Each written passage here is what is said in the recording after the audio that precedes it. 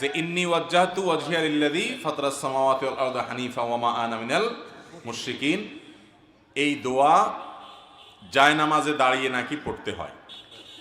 মূলত জায়নামাজে দাঁড়িয়ে এই দোয়া পড়তে হয় এরকম কথা হাদিসে বর্ণিত হয় নাই। সহিহ মুসলিমের হাদিসে আসছে নবী করিম সাল্লাল্লাহু আলাইহি সাল্লাম যখন সালাত শুরু করতেন, সালাতের জন্য দাঁড়াতেন, তখন এই দোয়া পড়তেন। তো এর অর্থ কি? এর মানে কি সালাত শুরুর আগে না পরে? তো এই সম্পর্কে বিভিন্ন বর্ণনায় যে শব্দ এসেছে তা হলো নবী সাল্লাল্লাহু আলাইহি সাল্লাম আল্লাহু আকবার বলার পর, অর্থাৎ তাকবীরে তাহরিমা দেওয়ার পর এটা পড়তেন।